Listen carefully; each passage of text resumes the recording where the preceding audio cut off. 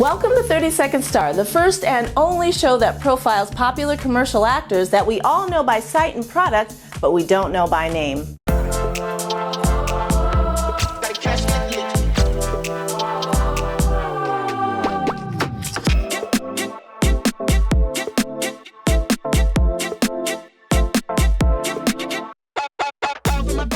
Hey, there it is. Oh, for goodness sake. All right. Here we go again. Take two.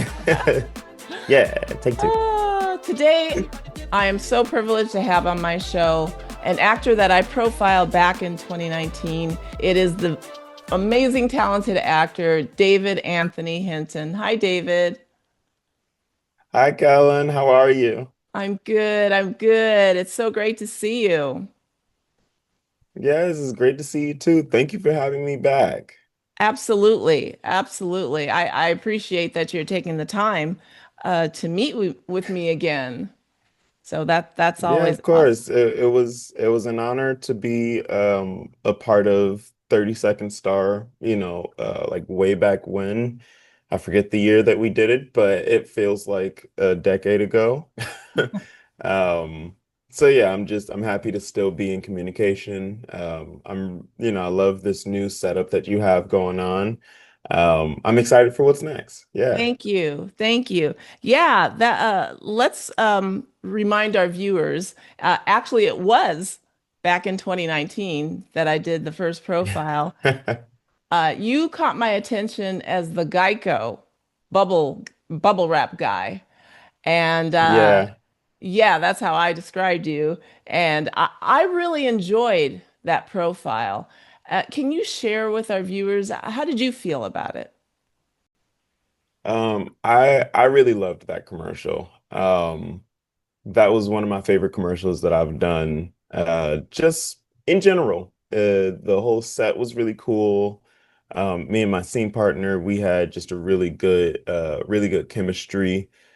Just everything it was so much fun. Like the whole set was like removable and whatnot. My bubble wrap suit it was really fun. It was just everything was bubble wrap. So, I felt like a kid in like Toys R Us. Like I wanted to pop everything, but they were like, no, no, no, we got to save it for the takes and whatnot.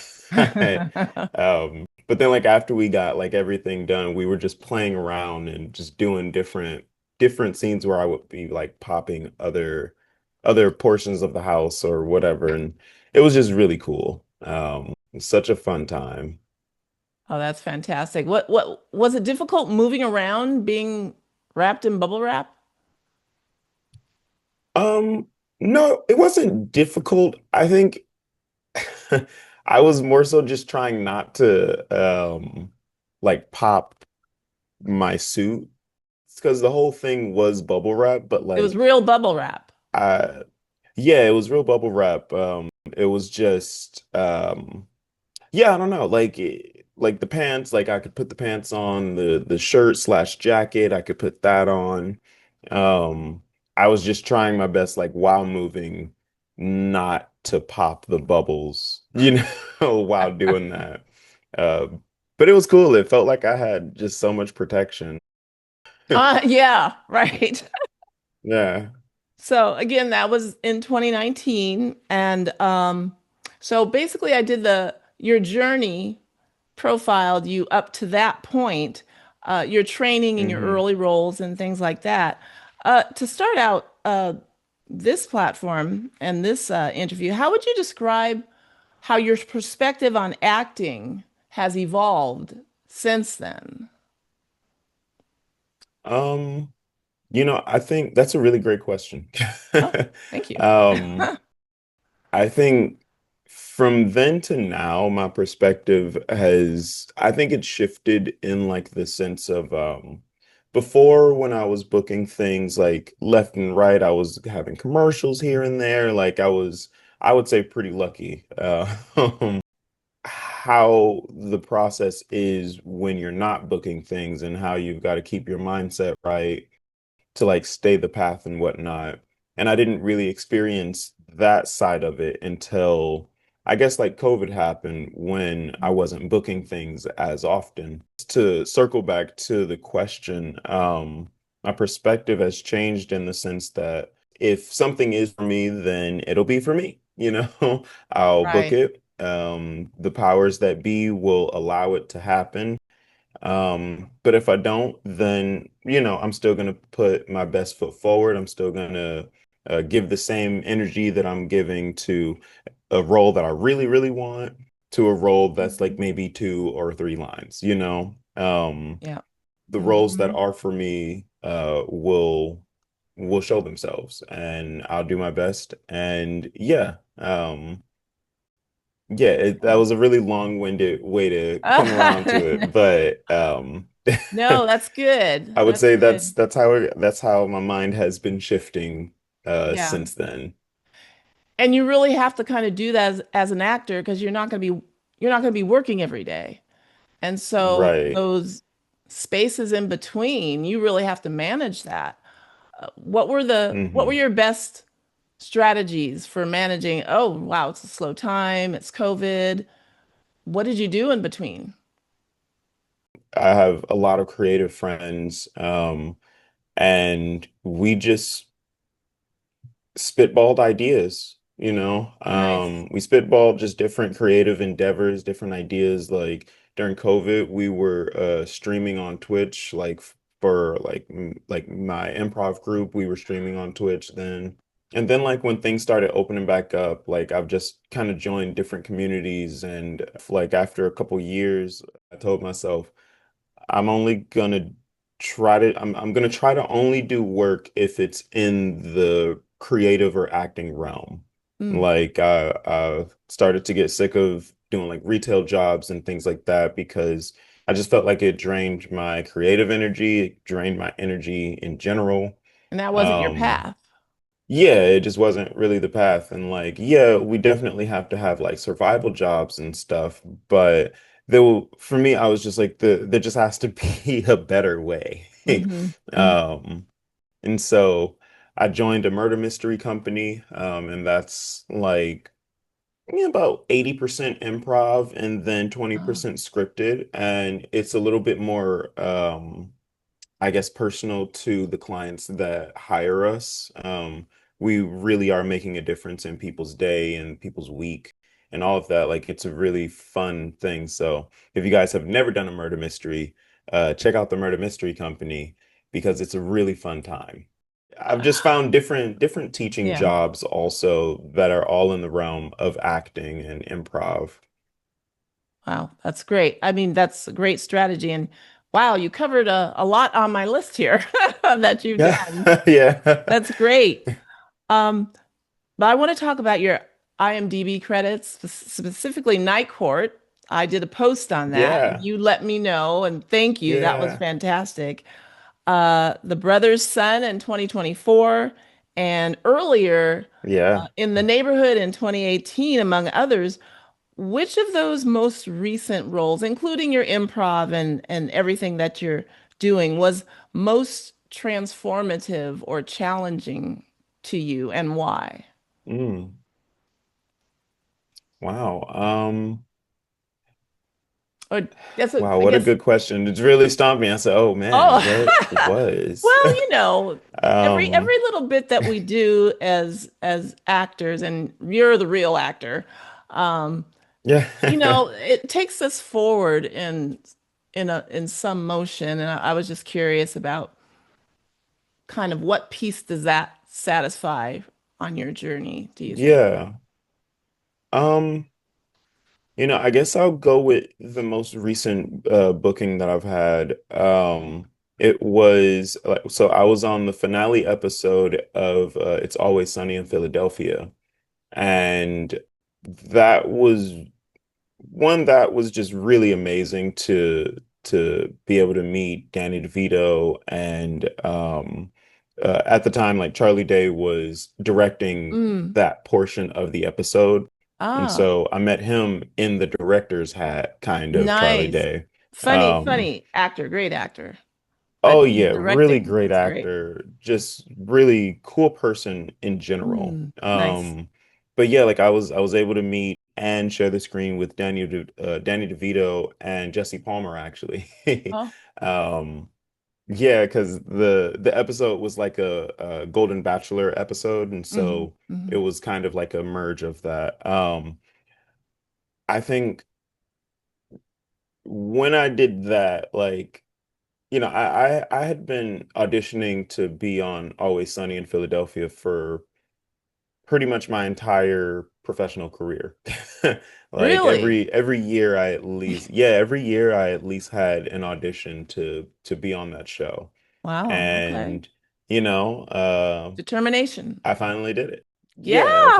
finally got there. And so I was really happy. I was really nervous. Just because I think I'm always nervous to meet like idols and work with them and be able to keep and whatnot. But then, like while I'm in my trailer, I'm like, you made it here. So Yes. show them why you made it here and you're good. Like it's all just use the nerves and, Yes. do what you know. And it was Absolutely. really, really cool. Danny DeVito is just such a great actor. Like you just like I just learned so much just by watching him work and Mhm. then being able to riff with him. It was like a Oh, dream come wow. true.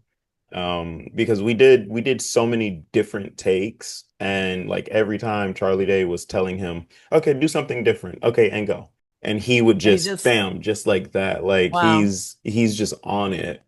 Um, and it's like I guess it's something that I kind of already knew that like I would need to hone in on when it comes to like improv and like kind of Hmm. just being in that scene like when I am of that stature as Danny DeVito just kind of always being ready Hmm. Yeah. um, always being ready and always bringing something else. And I think seeing him do it inspired me to bring something more. So like that's why we were riffing so much and like Hmm. improvising so much because when he would do something different, I would do something different. Like I was still keeping him on his toes, Oh, just wow. like how he was keeping me on my toes with it. And yeah, I don't know. I think that was probably one of my like biggest highlights, I would say. Yeah, Wow. I would if that answered the question, that's Yeah, the absolutely. one. And that's all improv is, being on your toes. That's, Yeah. yeah, they're synonymous. Be on your toes, improv. Yeah. Yeah, wow. Um, I was fortunate enough to come across your 2025 interview with Voyage LA. Oh yeah, I just did that. You just did that. Yeah. Uh, Yeah. so you were talking about all the things that you do, your coach, improv, actor. How how do you balance those different professional hats? And which has been most fulfilling lately? Ooh. How do I balance it? I have no idea. No, I've sort of started to like be really focused on just balance. Like Hmm. if I'm spending too much time doing one thing, then I'm clearly neglecting something else. So just trying to dip my hand in all of those different hats, like piece by piece, and not just all at once, because things aren't gonna happen the day of, you Right. know. Right. It takes a minute for you to eat from the fruit of the tree that you're planting. You know what I mean? Yes. Yep. You got to let it grow. Hmm. So I'm trying to just Absolutely. let different trees grow at the same time while nurturing them. Um, so yeah, I try to balance it out. Very What was the other cool. part of the question? I'm sorry. Yeah, that was what has been most fulfilling lately. Right. Yeah. I would say teaching is the most fulfilling in my book. Because like I teach like acting 101. I'm a acting coach, so like when actors have like auditions that like they need help with or Hmm. they need a reader for, I'm kind Oh, of there, like that's what I'm here for. yeah. And I would say, like I said, teaching, but I guess coaching slash teaching Coaching slash because teaching. it's one of those things where the actor, when they hire a coach or they have a reader, they're so focused on, okay, I got to do this, I got to do that, I got to make sure that I'm giving this emotion. I really want to book this, so let's Yeah. get it done. You know what I mean? Like their Yeah. mind is on book it mode, where as Yeah. like me as the coach and the reader, I'm on the scene analysis, scene study mode, and I'm Mm. like, okay, well, let's let's make this the best that we can make it. Don't think about anything else. Only think about what's happening in your scene and how you can be that scene partner. And then just working with actors in general, I think that's like my biggest passion. Like Wow. I love that. Like it makes me feel a lot better when they leave the audition a lot less stressed, like proud of what they did. Because like there comes a point where, we do a couple great takes and like Hmm. I tell people, once we do a good amount of takes, like I would say once we do at least 2 to 3 great takes that we can use, Yeah. then we got to move on. That thought process of like, I probably could have did something like this better, but Hmm. then because I'm there watching their acting, I'm like, no, you got it. Like this Yeah. is good. Be happy with it, and let's wash our hands of it. Let's move on to the next scene. Um, and it does something to them. It makes them value every single take that they do. Yeah. And it makes me feel really good because I'm not just rambling to nothing. Right. Right. Um, I think I would find it very confidence building, that way of yeah. teaching, because all the while they're probably thinking, "Oh no, just like you said, I could have done it better. I could have," and you're saying, "No, that right there was good." And you Hmm. might feel like, "Oh, I have to do it again." No, learn to live with the fact that that was good, and we're going to move on. Yeah. Oh, And be okay. proud of it. And be proud of it. Yeah, Yeah. Hmm. that's great. I love that philosophy.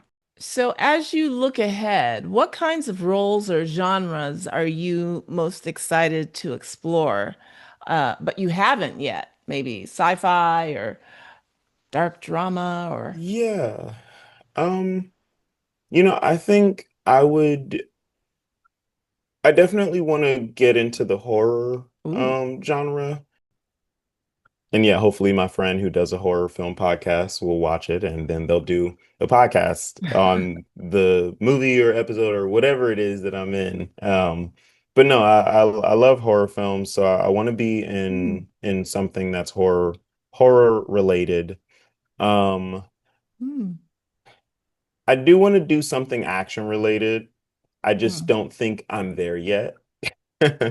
Um, so yeah, Oh, there's that. okay. Trying to think of anything else. I mean, I do so much comedy. Like I want to Yeah. say comedy because I just love comedy. So Yeah. I'll And you're always so say good. that. Definitely. Yeah. Um, thank you. Yeah, Um, absolutely. I guess, I would love to do like slice of life kind of drama also. Okay. Like, kind of like not The Last of Us. I mean, although I would love to be in something like The Last of Us on Hmm. HBO or something, Hmm. Hmm. but I was thinking more of like This Is Us, like Yeah. realistic slice of life. Like these are people that you walk next to in the store and you wouldn't know it. Right. Um, yeah, I think those are the ones that I really would like to go for. Nice. Very good.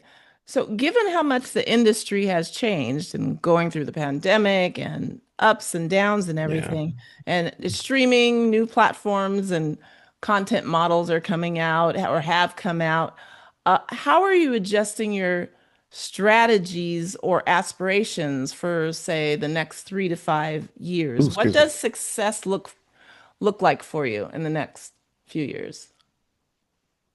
In the next few years, I think I would say my improv classes are thriving. Because like I kind of just started doing freelance improv classes again. So in my successful 3 to 5 year plan, I'm still doing that. I'm probably doing another class that's not improv, but that's like scene study. Mm-hmm. Um, with grace and with blessings, I'm on a series as a regular. um Oh, I'm not sure if that's comedy or drama, yeah. whatever Mhm. falls my way. I think ultimately, I'm always trying to do a better job at networking and just Mm. meeting new people, getting in communities where it's people that will kind of push me the same. I'll push them too. Yeah. Um, whether that's on the acting side of things or even on the networking side of things or the script reading and show running side. Like, Mm-hmm. I'm in a community called Fish and Scripts, and we come together every week and we read a script, and it's a lot of creatives, whether they're actors, directors, producers, writers. We're all just kind of coming together, Nice. and we're reading a script, and it's like a little cookout. That's great. We have a good time, we eat food, and then we read a script together. So in the future, I think just expanding on that and Mhm. kind of seeing where the fruits of our labor now pays off later on. Right. Yeah. That's a great lesson for whatever industry you're in. You have to make that connection to the community in which you want to work, and grow Yeah, and collaborate. That's yeah. fantastic. Can We can you we just we can't be afraid to meet new people. right. Yeah, yeah. That's very important. Can you explain what Yeah. can you explain what you meant by freelance improv? I'm not sure what that So means. yeah, so when I say like freelance classes or improv and whatnot, Hmm. I'm not hired by like a studio or a school or anything. Oh, okay. I'm putting Hmm. it up myself, Oh, you oh, know. I see what you're saying. Okay. Yeah. I almost thought that freelance was referring to the type of improv, but Oh you're no, no, no, literally no. it's It's just freelance. You're a freelancer. yeah, it's Got it. freelance, yeah, freelancer. Like you can find me at this theater because I've got a connection with this theater and it's Hmm. my specific Hmm. class. If I move, I'll let people know. Hmm. Yeah. Yeah. Wonderful. Yeah. Is there anything that I haven't hit today that you'd like to share um, about Um, your experiences, what uh, you have coming up next, or anything? um, well, coming up next, sometime in November, its title is I Love LA. It was a I'm great writing time. that Yeah. down, mid-November. Well, Yeah. great.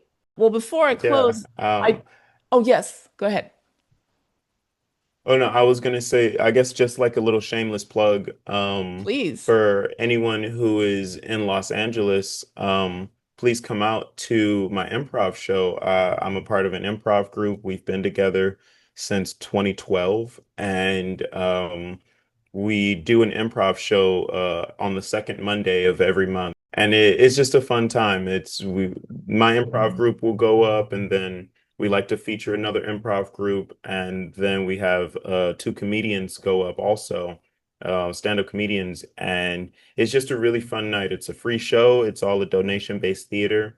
Oh, So if you're in Los Angeles and you're wanting to maybe even do stand-up, please mhm. reach out to me. If you have an improv group, please reach out to me. I'm always looking for other groups to put on. I'm always looking for more comedians to give time to. So yeah, check us Nice. out. You can follow our Instagram at IC_comedy LA, or you can follow me on Instagram at I mean, I guess you could just search my whole name because what is my Instagram? I think is DA Hint Yeah. 92, but you Yeah. can just search up David Anthony Hinton, and you'll find me. So yeah, please reach out. Don't be afraid to network. This is what we're here for. Well, David, thank you so much for taking the time to catch up with me and revisit everything. And it was such an honor just watching you and your career since the profile, and just watching Yeah. the evolution of what you've been going through and how you're growing. And it's truly been inspiring to watch. Oh, thank you. Thank you for having me. It's truly an honor. Like I said, the first time we did our interview, I was like, "Oh my God, am I actually doing something?" Yes, And yes, you were like my absolutely. first interview like of career. So it's just really cool. So I appreciate you tremendously. Thank you so much for having me. Thank you for making this platform. And yeah, I hope nothing but the best for it.